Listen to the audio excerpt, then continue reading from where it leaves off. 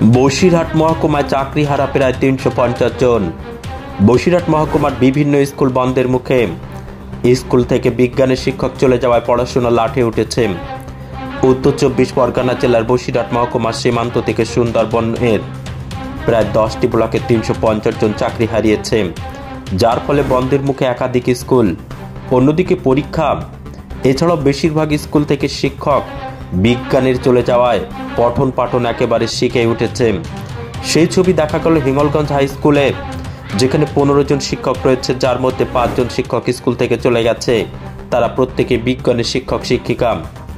অন্যদিকে মদনমোহন বিদ্যাপীঠ ৬ জন শিক্ষক চলে গেছে। পাশাপাশি Baduria Chatra LMS high school, Basirhat town high school ও হাই স্কুল, সন্দেশখালী সেহারা রাধানগর মিনাকা স্বরূপনগরের বিভিন্ন স্কুল থেকে কমপক্ষে কয়েকশো শিক্ষক শিক্ষিকা চাকরি হারা হয়েছেন। স্কুল না আসায় রীতিমতো স্কুল বন্ধের মুখে।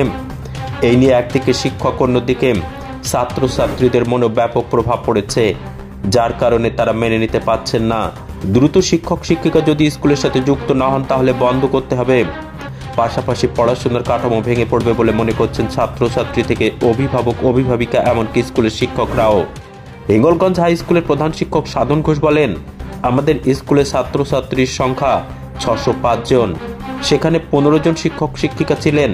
এখন কোনো বিজ্ঞানের শিক্ষক না থাকায় স্কুল প্রায় বন্ধের মুখে চলে গেছে। আমাদের সান্ডে লেভেল ABS মদনমোহন বিদ্যাপীঠে মহামান্য সুপ্রিম কোর্টের নির্দেশ অনুসারে যে ২৬,০০০-এর কাছাকাছি চাকরি প্রার্থীর চাকরি এই যে রায়দান হয়েছে, সেই রায়দানে আমাদের দুজন শিক্ষক, একজন তাপস সর্দার জিওগ্রাফি আর একজন কাজী ওয়াজিদুল ইসলাম বায়ো সায়েন্সের শিক্ষকের নাম আছে। ওনারা ওই সালেই ১৬ সালের এই SLSTর ফার্স্ট SLSTর শিক্ষক। সংবাদ পাওয়ার পরে ওনারা আর আসছেন না, এমন না আজ আসেননি, মানে তারপরে তো এই দুদিন হয়েছে, আজ আসেননি, দুদিন আসছে না। এমনকি মানসিক অবস্থা ভালো নেই, পরে আসবে কি আসবে না, গভর্নমেন্টের অর্ডার কী আছে এখনও তো আমাদের কাছে এসে পৌঁছায়নি। অর্ডার যেটা হবে আমরা তা সেইভাবে তাদের খবর পাঠাবো। বিদ্যালয়ের একমাত্র অঙ্কের শিক্ষক সুপ্রিম কোর্টের রায়ে সে আসতে পারছে না স্কুলে একমাত্র সাবজেক্ট এডুকেশান 11-12-এ তিনি আসতে পারছেন না। স্কুলে কম্পিউটার জানা একমাত্র ক্লার্ক তিনি নেই। ১৭-১৮টা গভর্নমেন্টের স্কিম চালানোর জন্য এই টিচাররা বিভিন্ন নোডালের কাজ করতেন, সাবজেক্টের ক্লাস নিতেন।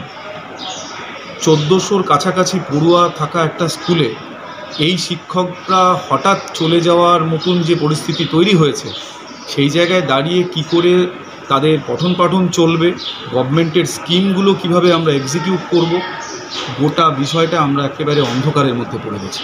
প্রথমত সুপ্রিম কোর্টের নির্দেশে ৫ জন চলে যাওয়ায় যেদিন আমরা সংবাদ পেলাম সেদিন আমরা খুবই মর্মাহত হয়ে পড়েছিলাম।